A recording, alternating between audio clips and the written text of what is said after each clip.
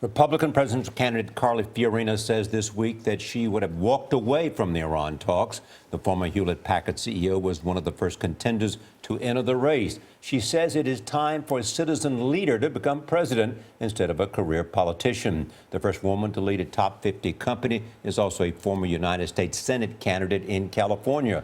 Carly Fiorina is with us in Studio 57, and we're pleased to have her. Welcome.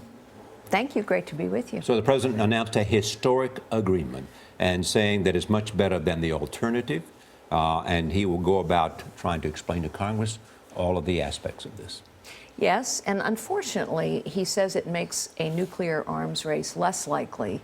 Our Arab allies have said just the opposite, so has Israel. So there is reason for suspicion here that's not partisan. You have a whole set of Arab allies, Saudi Arabia and Israel, as we know, don't agree on very much, but they do agree that this is a bad deal. Why do they think it makes an arms race more likely? I think it is because Iran has demonstrated bad behavior for 30 years. We know they have been trying to cheat on this deal. We know they have been funding proxies with the strategic objective of destabilizing the region.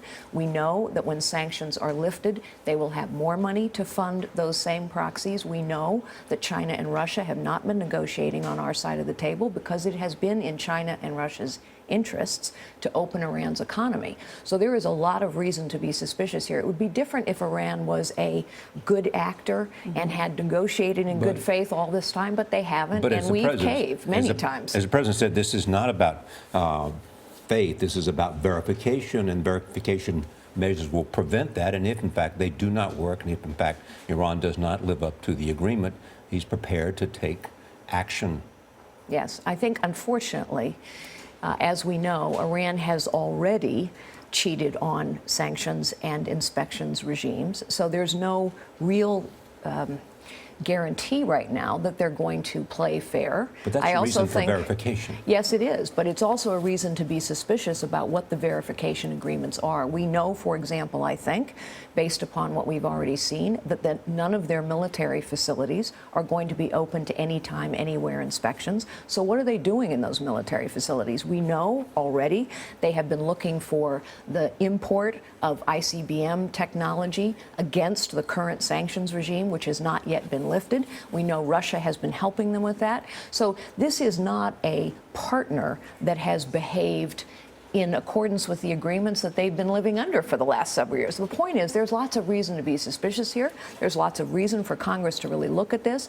And look, I've never negotiated an Iranian nuclear deal, but I've negotiated a lot of high-stakes deals, and there are a couple rules, and every rule has been broken. If you want a good deal, you got to walk away sometimes. You also pointed out that it has the backing of the international community. That must mean something about the strength of the deal. Well, maybe. But as I said, China and Russia have never been on our side of the table with this. China and Russia have an interest in opening Iran's economy. They always have.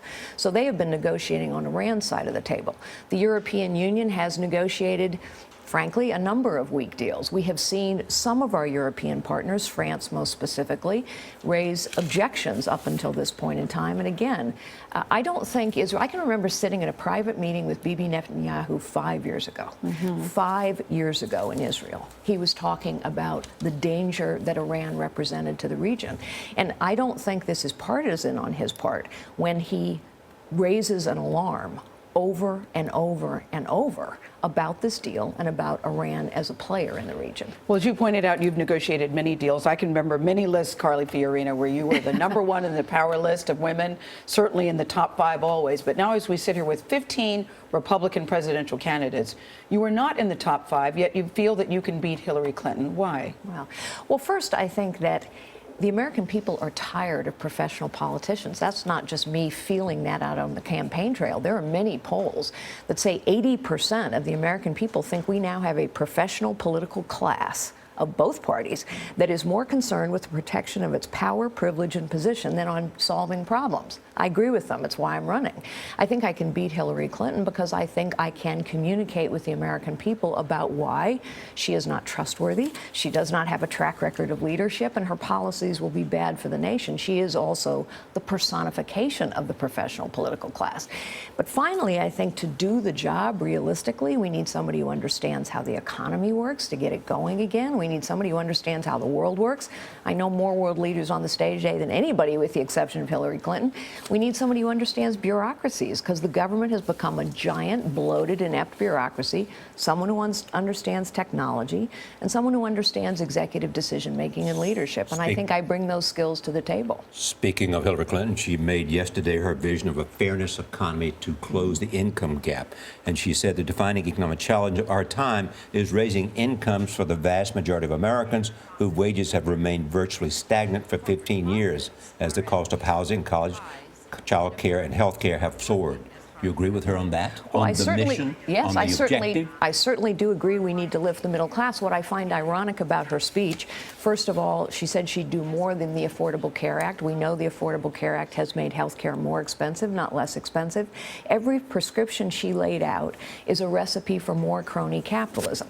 And what is happening, big government begets big business. We see it in banking, we see it in health care, we see it in the student loan business, which the federal government nationalized. And meanwhile, the real engine of economic growth and job creation and innovation in this country, small businesses, family-owned businesses, community-based businesses, are getting crushed. We're now, for the first time in U.S. history, destroying more businesses than we're creating. So the objective is right, but her policies make the current situation worse.